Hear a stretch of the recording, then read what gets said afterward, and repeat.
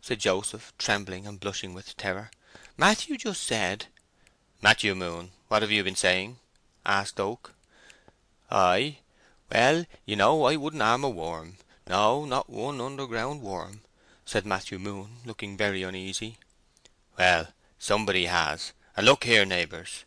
Gabriel, though one of the quietest and most gentle men on earth, rose to the occasion with martial promptness and vigour. "That's my fist."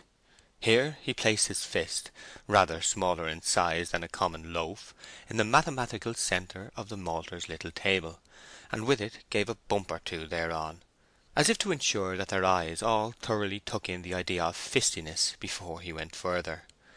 "Now, the first man in the parish that I hear prophesying bad of our mistress, why—" Here the fist was raised and let fall as Thor might have done with his hammer in assaying it. "He'll smell and taste that, or I'm a Dutchman." All earnestly expressed by their features that their minds did not wander to Holland for a moment on account of this statement, but were deploring the difference which gave rise to the figure, and Mark Clark cried, "Hear, hear! Just what I should have said." The dog George looked up at the same time after the shepherd's menace, and though he understood English but imperfectly, began to growl. "Now don't you take on so, shepherd, and sit down," said Henery, with a deprecating peacefulness equal to anything of the kind in Christianity. "We hear that ye be an extraordinary good and clever man, shepherd," said Joseph Poorgrass, with considerable anxiety from behind the maltster's bedstead, whither he had retired for safety. "'Tis a great thing to be clever, I'm sure," he added, making movements associated with states of mind rather than body. "We wish we were, don't we, neighbours?" "Ay, that we do, sure," said Matthew Moon, with a small anxious laugh towards Oak, to show how very friendly disposed he was likewise. "Who's been telling you I'm clever?" said Oak. "'Tis blowed about from pillar to post quite common," said Matthew. "We hear that you can tell the time as well by the stars as we can by the sun and moon, shepherd." "Yes, I can do a little that way," said Gabriel, as a man of medium sentiments on the subject. "And that you can make sundials and prent folks' names upon their waggons almost like copper plate, with beautiful flourishes and great long tails. An excellent fine thing for you to be such a clever man, shepherd. Joseph Poorgrass used to print Farmer James Everdene's waggons before you came, and I could never mind which way to turn the J's and the E's. Could he, Joseph?" Joseph shook his head to express how absolute was the fact that he couldn't. "And so you used to do 'em the wrong way, like this, didn't you, Joseph?" Matthew marked on the dusty floor with his whip handle. The word James appears here with the J and the E printed backwards. "And how Farmer James 'ud cuss, and call 'ee a fool, wouldn't he, Joseph, when 'a seed his name looking so inside out like?" continued Matthew Moon with feeling. "Ah, 'a would," said Joseph meekly. "But, you see, I wasn't so much to blame, for them J's and E's be such trying sons of witches for the memory to mind whether they face backward or forward, and I always had such a forgetful memory too. 'Tis a very bad affliction for ye, being such a man of calamities in other ways. Well, 'tis, but a happy Providence ordered that it should be no worse, and I may feel my thanks. As to shepherd there, I'm sure missus ought to have made 'ee her baily, such a fitting man for it as you be." "I don't mind owning that I expected it," said Oak frankly. "Indeed, I hoped for the place. At the same time, Miss Everdene has a right to be her own baily if she chooses, and to keep me down to be a common shepherd only." Oak drew a slow breath, looked sadly into the bright ash pit, and seemed lost in thoughts not of the most hopeful hue. The genial warmth of the fire now began to stimulate the nearly lifeless lambs to bleat and move their limbs briskly upon the hay, and to recognize for the first time the fact that they were born. Their noise increased to a chorus of baas, upon which Oak pulled the milk can from before the fire, and taking a small teapot from the pocket of his smock frock, filled it with milk, and taught those of the helpless creatures which were not to be restored to their dams how to drink from the spout, a trick they acquired with astonishing aptitude. "And she don't even let ye take the skins of the dead lambs, I hear," resumed Joseph Poorgrass, his eyes lingering on the operations of Oak with the necessary melancholy. "I don't have 'em," said Gabriel. "Ye be very badly used, shepherd," hazarded Joseph again, in the hope of getting Oak as an ally in lamentation after all. I think she's took against thee, that I do." "Oh, no, not at all," replied Gabriel hastily, and a sigh escaped him, which the deprivation of lambskins could hardly have caused. Before any further remark had been added, a shade darkened the door, and Boldwood entered the malthouse, bestowing upon each a nod of a quality between friendliness and condescension. "Ah, Oak, I thought you were here," he said. "I met the mail cart 10 minutes ago, and a letter was put into my hand, which I opened without reading the address. I believe it's yours. You must excuse the accident, please."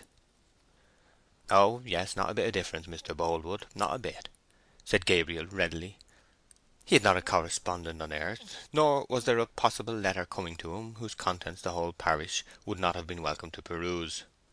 Oak stepped aside, and read the following in an unknown hand.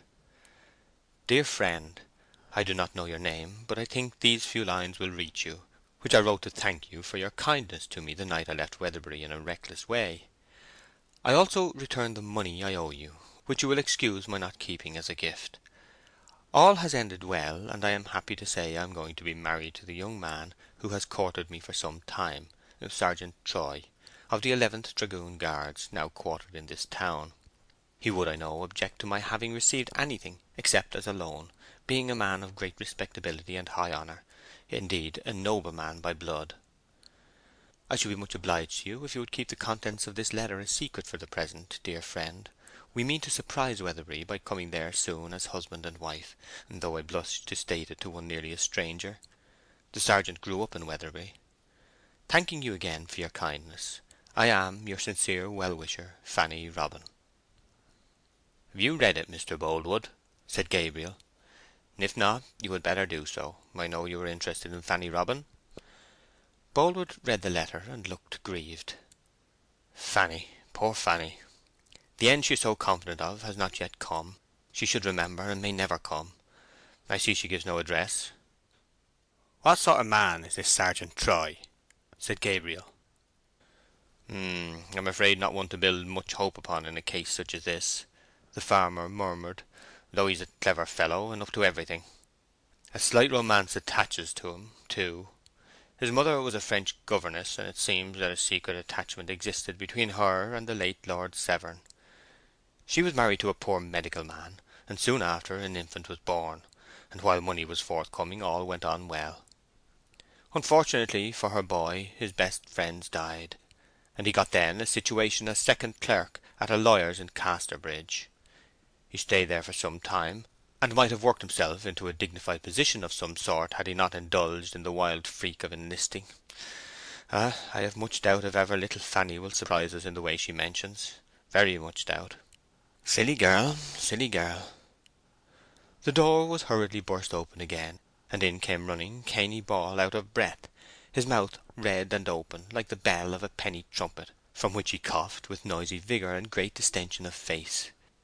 "Now, Cain Ball," said Oak sternly, "why will you run so fast and lose your breath so? I'm always telling you of it."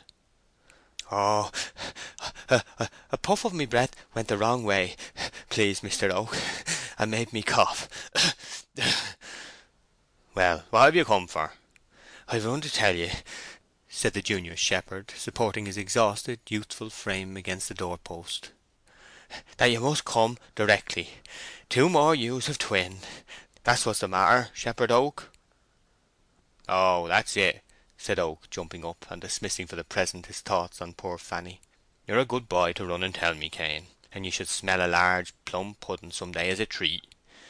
But before you go, Cain, you bring the tar pot, and we'll mark this lot, and I've done with 'em." Oak took from his illimitable pockets a marking iron, dipped it into the pot, and imprinted on the buttocks of the infant sheep the initials of her he delighted to muse on, B.E., which signified to all the region round that henceforth the lambs belonged to Farmer Bathsheba Everdene and to no one else. "Now, Cainy, shoulder your two and off. Good morning, Mr. Boldwood." The shepherd lifted the 16 large legs and 4 small bodies he himself had brought, and vanished with them in the direction of the lambing field hard by, their frames being now in a sleek and hopeful state, pleasantly contrasting with their death's door plight of half an hour before. Boldwood followed him a little way up the field, hesitated, and turned back. He followed him again with the last resolve, and I